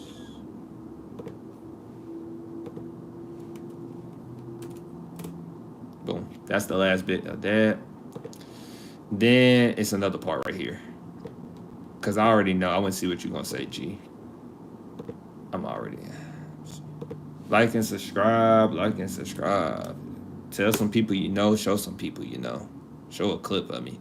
So, that part right there. So, I'm going to let you look at that, and I'm going to see what you said. G said, no, I spelled it correct. How do you know that? I'm just kidding, LOL. About the Air Force. Yeah, I know, LOL. I just didn't know if you told your audience. How did you know I was in the Air Force, G? I didn't tell you I was in the Air Force. How you know I was in the Air Force? It was on my LinkedIn. It's not on my LinkedIn. The comment that was retracted actually addressed this, but I guess it was too far ahead. So, what'd you think, G? I got my opinion on it. I'm gonna wait to see what you say. I'm gonna wait to see what you say. I'm gonna wait to see what G gonna say. Cause guys, it's about, so they're saying that 6 and 10, for my people out there that can't see my screen, of course, I wish you could see it. It says 6 and 10 United States parents say they would prefer their child to pursue a 2-year or 4-year college education immediately after high school. But it says it varies by political affiliation. It says 73% Democrats are most likely to favor a college path. I actually read this, and I don't remember where, but in college, in graduate school, I definitely came across something like that. And it says right here that a majority of independents, 57%, prefer. And then it says less than half of Republicans, 48%, say the same. So right here, G said, I guess you were in the Air Force. That's the vibe I get from you. And then G said, yeah, I've always said Dems, like Democrats have. I always said, G said, yeah, I always said Democrats had the young and educated crowd. I believe that is part of the reason a lot of Democrats want free college. And then G said, like most Europe that isn't necessarily free. Like most Europe that isn't necessarily free, but extremely cheap compared to the U.S. at least. Yeah, because remember we had that person in here from, allegedly that person. We had that person in here. They were from Pakistan. They said their college was very cheap compared to the United States. So, and then they was trying to ask me, why is the United States so much more expensive? And we pretty much just said, capitalism. America is built off capitalism, and it's really like, in my terminology, I'm not gonna give you about a book answer. I'm gonna tell you it's like survival of the fittest sometimes in America. Like everything is done strategically here. If you wanna like, you really want to be like in that 1% of like education wise going to a school like G, you just gotta put yourself out there and believe in yourself. And you never know what you might get, because G told me a lot of things that Ivy Leagues help with that I did not know. And so, or if you say, well, I just want to take my time and go to school, make some money, do the 2 year to 4 year route, and then I'm good. I don't really care where I go to school. I got my own plans. You could do that. And then, there's so many ways to do it. Like I just said, 2G, I'll probably play that video at the end. It's a Dave Ramsey video. Somebody had saved up like $300,000 in college. They were like 25 years old. They saved up 300,000. I said, man, dang, that's an Ivy League education right there for your kid. And so, G said,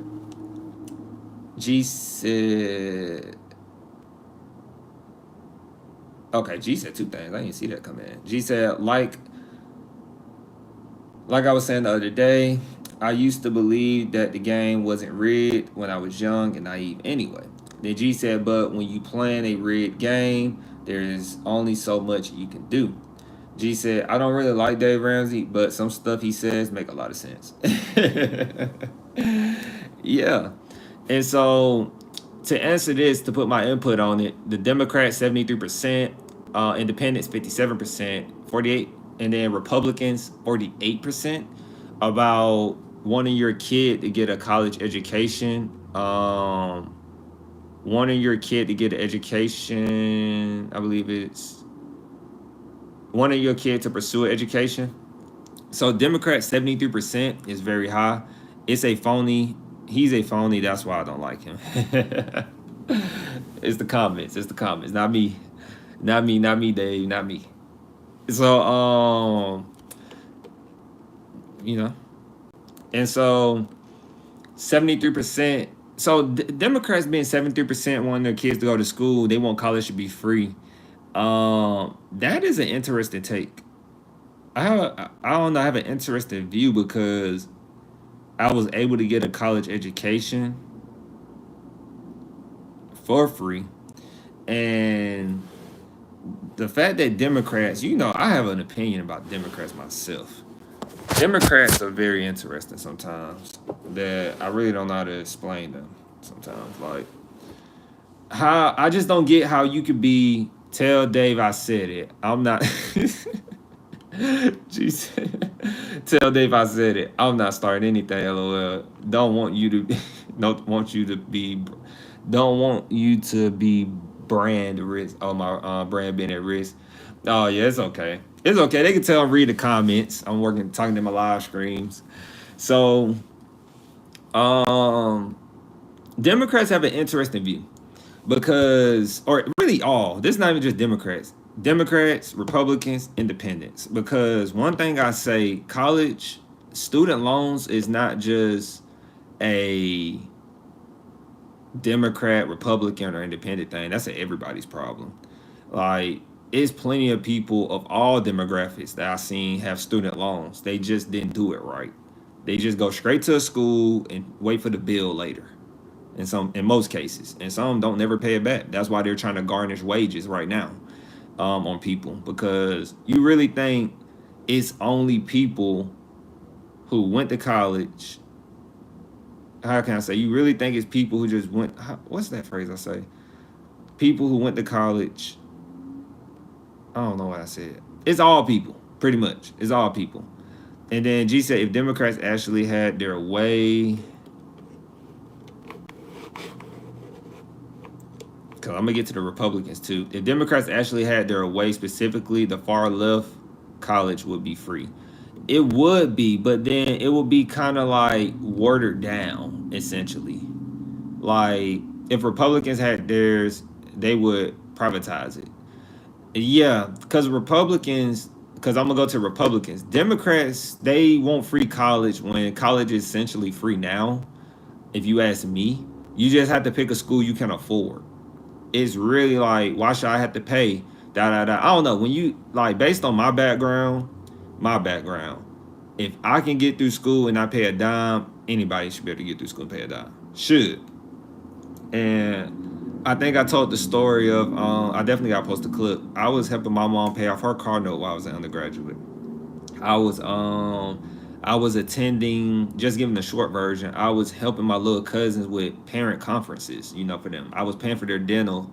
I was paying for dental things. This is all while I was going to school at my 2 year to my 4 year and now in graduate school. I was paying for their dental things. I just paid my little cousin her graduation. I had to pay for her books.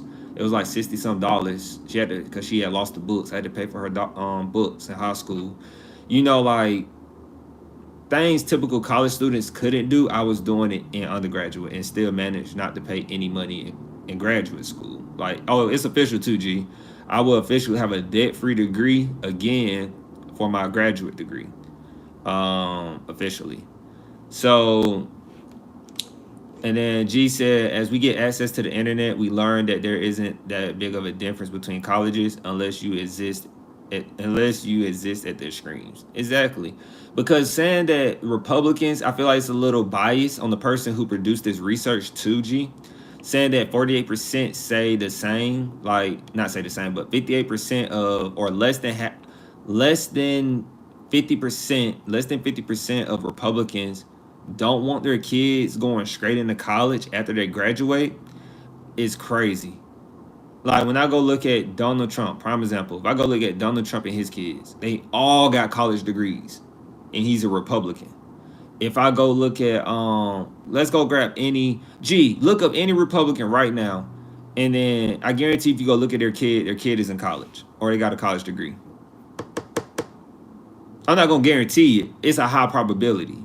Like that statistic I think is off because all these Republicans, people switch their political views all the time, but that is not right because a lot of Republicans go to college.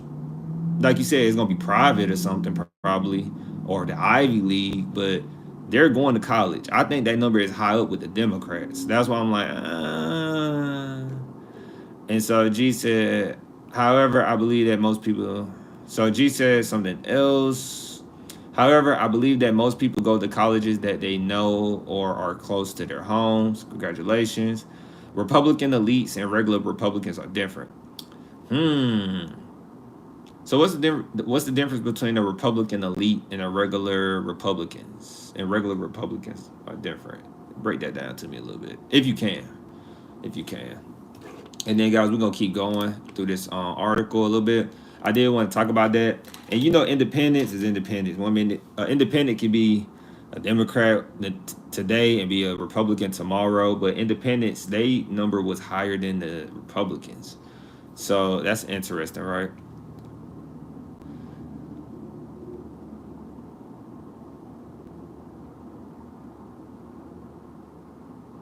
And then YG typed that. Where we are now? Hold on, right quick. Where is it? So parents who have completed a bachelor's degree or higher, 75% are far more likely than those who have not. 50% want their child to enroll in a 2-year or 4-year college. Parents who have completed a bachelor's degree or higher, 75% of the time are far more likely than those who have not. 50% of the time of those who have not want their child to enroll in a 2-year or 4-year college. So pretty much what they're saying is that if your parents when they got a bachelor's degree, they're more inclined for you as a kid to go get your education, which is true. That is true. My mom did not want. She won't admit to it. I don't know why my mom won't admit to this. My mom did. She wanted me to do something. I'm not gonna say she didn't want me to go to college. I think she wanted what was best for me, but she definitely wanted me. My mom wanted me to go straight into the workforce. She wanted me to do something. She wanted me to go straight into the workforce for sure. She wanted me to do workforce, military, school last, because she was really stuck on like school. She was like the military could pay for your education. But I didn't feel like that was a good decision at 18 to go straight military. For me, I didn't feel like that was a good idea. So I waited 2 years, 3 years essentially, before I did that. And I couldn't even pass the ASVAB I had to study, bust my butt. I had to study real hard for that. I couldn't even pass it. So I had to learn how to take a test. I had to learn my fundamentals over and stuff. And so, but my dad, he was more just like, because my dad don't have an education really. He was a truck driver. And my mom, she went and got hers in early childhood, but it wasn't a degree. I believe it. I think it was, or it wasn't. I think it was like it was either an associate's degree or a certificate. I had to ask her, but my dad was like, he was like, you'll do better than me. And my mom was more like, I don't want you to go to school. And I think because she seen the two experiences with my siblings, my older siblings, and how school worked out, and she didn't want me to do that. And then if I did, obviously she was like, go to a 2-year. And that's how we are. That's how we are where we here. That is where we are today. And so G said that stat about college degree, parents wanting college degree, kids, definitely makes sense. It makes sense because, like, me, prime example, I got a bachelor's or finna have a master's, and I want my kid to go to school. It has nothing to do with my political views, though. Personally, I want my kid to get a college education. And I think everybody should want their kid to get a college education. As a stepping stone. I think YouTube censored again. Depending on what you said, G, I do have some words blocked depending on what you're saying. And G said, and manipulate the regular Republicans. And manipulate the regular Republicans. I think YouTube censored again. It could be, depending. Oh, wow, my phone is going dead. We are on 20% already. Crazy. I don't think I'm saying anything crazy. I don't think you are either. I'll go check it. The words, but the words are like more like profanity. So I don't think you're cussing. If you was typing cuss words, then probably, but I said something before that. Quite a few things, actually.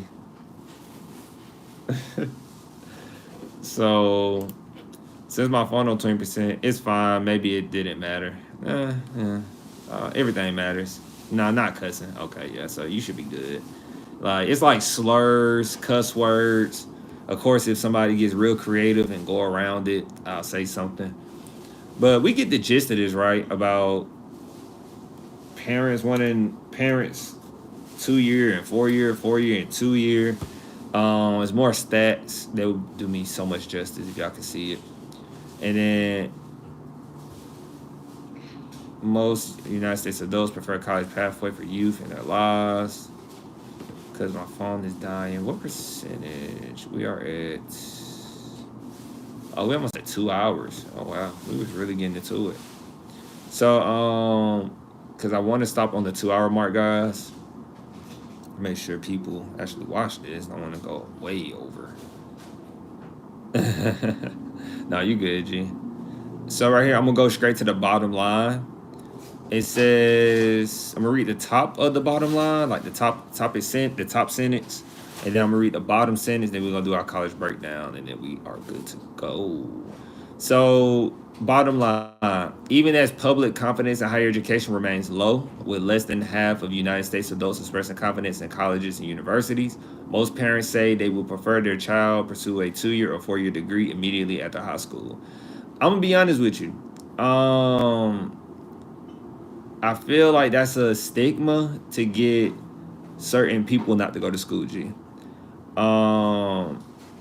It's just a big contradiction to me.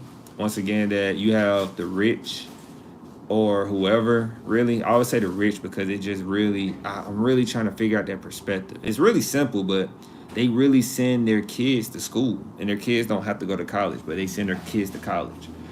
And you have people who are from low-income environments who say college is worthless. And it's crazy on that disparity.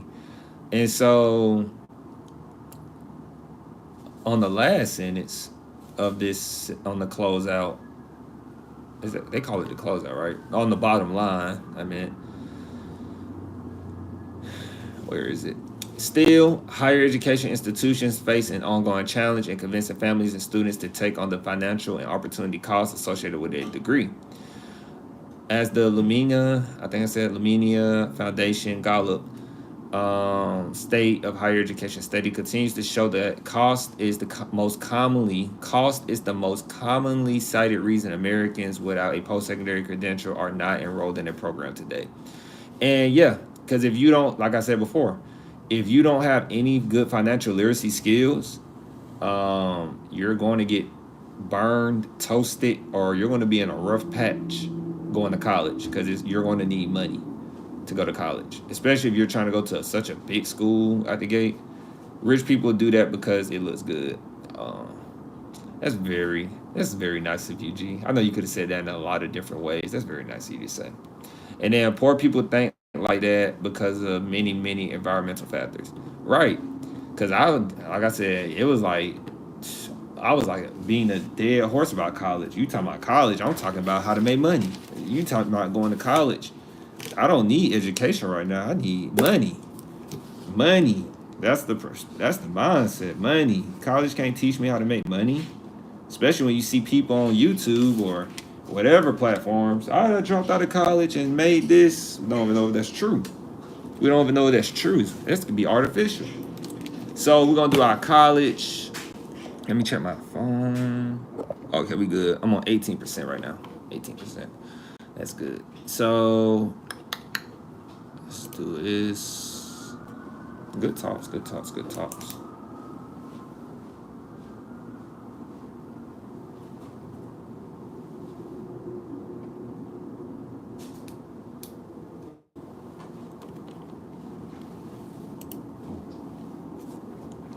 Well, in a poor person's mind from a poor environment, think college is only for people who are smart. And that is so true. They think it's only for people who are smart. College is for everybody. But digressing. You and your words, G, I tell you. Very poetic with the words. Very poetic digressing.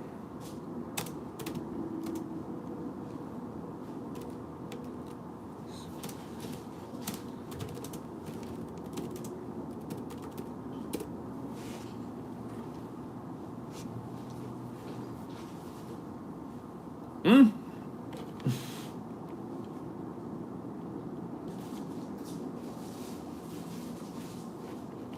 What kind of college is this?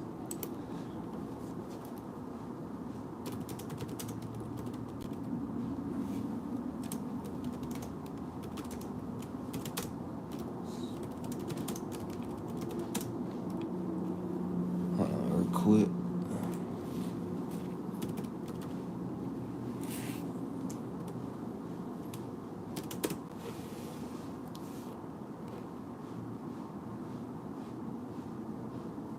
Did we do Western Kentucky University? I don't think we did that before. I think that's the red school on top of that. Have you ever heard me talk about Western Kentucky? I don't think I talked about Western Kentucky. I don't think I did. Nah, I didn't do Western Kentucky before. They're in Bowling Green, Kentucky. What the world is a Bowling Green? These names, man, I tell you. I tell you.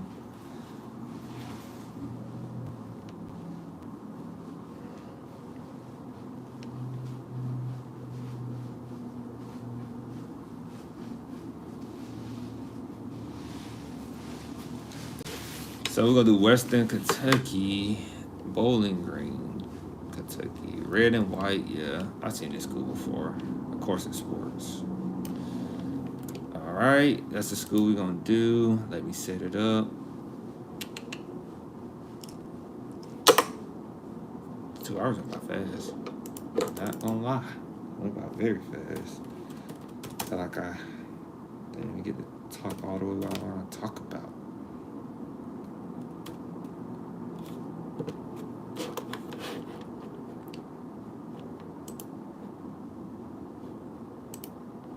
And then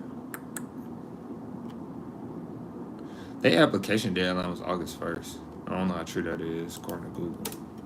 Western Kentucky's tuition and rates. That's a tuition rates. Tuition and fee rates. Thank you.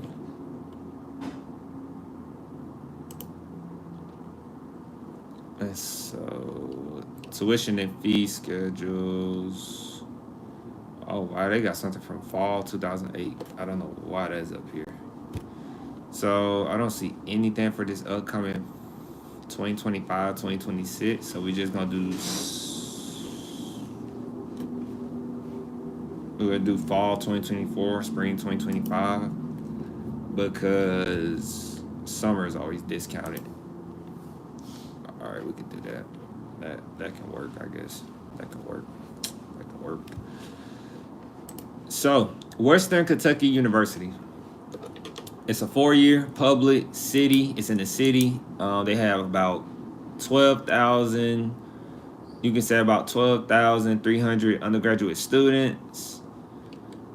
They have a 54% graduation rate. They're in Bowling Green, yeah. They have about 54% graduation rate. That's below the midpoint of 58%. Their average annual cost to go here is about $11,000. Summers are more expensive at Columbia. I don't know why. Like every time I paid for summer at my 2-year and 4-year, it was a lot cheaper. Talk to your school, G. Talk to your school. So the average annual cost is $11,000 a year. Let's fact check that on their website. They say right here, this for a semester. This is for a semester. They say as a student or a resident. If you are a resident, wow, why the military / dependent resident has the same per credit hour as a resident? So their tuition per credit hour, guys, is $485.50. If you know me, I like to calculate that as 12. I like to do $485.50 times 12 because you're going to be taking 12 credit hours usually or less. I don't advise you to take over 12 credit hours because you will probably crash taking more than 12 credit hours. Yeah, I know some of y'all could take 15 a credit hour. Maybe some of y'all could take 16 a credit hour just to graduate at the same time as me. I don't know why, but you know, whatever floats your boat. $485.50 times 12 is $5,826. So if we do that times 2, that's $11,652 for the full year. That does not include your meal plan and your room and board. So guys, just that alone, this school is too expensive right there. Just that alone. Let's keep going. But the College Scorecard was lower, but the actual school website was more expensive. It was like $1,000 more. So the average earnings you can get from this school is $44,000. After 10 years of being removed from the school, you can make either over $44,000 or under $44,000. That's kind of low. That's not even meeting the midpoint for 4-year colleges on return on investment. They say the midpoint for 4-year colleges, you have to at least be making, like, students' return on investment should be at least at $54,000, pretty much. Like, you can get a better return going to a 2-year rather than going to this school or starting at a 2-year. This is the difference. These type of schools, this is what I be talking about. These are the type of schools out here that takes your money. So students who return after their first year, 77% of the time, that's a C. So most students who start there do not stay. They leave, go somewhere else. I don't blame them. Financial debt, financial aid and debt. 44% of their students receive federal loans. It's almost 50%. If you go to this school, the average student loan debt you're going to get is about $22,000. That's a good chunk, especially if you ain't even going to be making $45,000 a year. You might as well go to my university if that's the case. This is also low. This is another F on the 100% scale. High school students let me say that right. You have a 65% chance at this institution at Western Kentucky University. You have a 65% chance of making more than a high school graduate. That's very bad. It's very bad. Yep, I think I got my rating for this school. G, what you think the rating gonna be for this school before I finish? I'm on the last one. Western Kentucky University has an acceptance rate of 97%. I bet. And then Western Kentucky University considers admission tests that they consider the SAT, ACT during the application process, but does not require it. Why? Because they need students. Why? Because this school seems like it's going to be on the. I won't be surprised if this school shut down in the future. I think the sport's keeping them open. G said LOL if. G said if LOL. Yes, they are very much an if. Yes. Don't see why anybody will go here. They are if. Like literally, you can go to the University of Kentucky and chuck it up as a win and just stay off campus. Like, like this school right here. This is not even a state school. This is just Western Kentucky University. Like, yeah, they gonna be one of the ones that probably close down. So they are an if Western Kentucky University want to redeem themselves, they have a lot to do because these numbers are off. And we did not even include their meal plans or their room and board. And we didn't even do the 11,000 times 4, which is $46,000 in tuition alone. So if you add a funky, like, what? Because that's for the year. If you would have added, like, what, 2,000 in room and board, 2,000 in meal plans, that's an extra 4,000 per year. What, 4. That's an extra 8,000 added to your tuition and stuff with meal plans and room and board. Yeah, it's not worth it. These are one of them schools that's gonna struggle, and I wouldn't be surprised if they close down. Personally, yeah. So that is it. It was a great little live stream. Very consistent, very smooth. We hit everything we was hitting. Like, that's dope. And I see you said some stuff, G. So I'm gonna go back and look at that. Then I'm gonna let you go. So G said, that's actually why most people do summer classes somewhere else and transfer. Okay. Because I had said, guys, that summer, I had said that, did you do AI? Did I do AI? Did I do AI for what, G? Did I do AI for what? Because I had mentioned, now going back to this, I had said that summers should be cheaper, and G was like, summers are more expensive at Columbia. And then G said that's actually why most people do summer classes somewhere else and transfer. And then G said, I actually think it is to discourage people from taking summer classes. Because the summer is more expensive at. No, I didn't use AI for that segment, G. I didn't use AI. I'm just getting it down pat now on what I know what to look for. Becoming a professional a little bit. Just a little bit. And so G also said, as in they want summer classes exclusively for those who actually have to. Okay. And G said, I took too many credit hours. I bet. I can see you now taking 16 credit hours and full pace. And then, okay. And then G said, did you do your AI segment, LOL? No, I think I did. I got the segment down pat. I got all the segments down pat now. I kind of know the timelines, how much time I want to spend on things. And when I spend that time on it, just looking, we try 18, LOL. Nah, I ain't doing 18. Even in undergraduate, you couldn't get me to do 18. You couldn't get me to do 18. 18 is wild. Your academic advisor should be fired. They should be fired. If you had a segment you wanted to do on, you had a segment you wanted to do on AI. Oh, I did it in the beginning. I was talking about it in the beginning, G. It would have been a lot better with you, but I was definitely making it work though. It still came out pretty good. Yeah, we did it. It was like the first segment. We talked about it for like 30 minutes. So, yeah. So we'll be on tomorrow, G. It's Friday Eve. Enjoy the rest of the night. Don't stay up too late. Friday tomorrow. Hopefully we have some stuff to talk about. We're gonna make some stuff to talk about. And if you look at my high school transcript, and so we are out because my phone is on 10%. if you see my high school transcript, you'll see why they let me. I still wouldn't let you. You would have got upset at me. I wouldn't let you. I would not let you do that. So we'll talk about this tomorrow. Transcripts and 18 per credit hours. Craziness.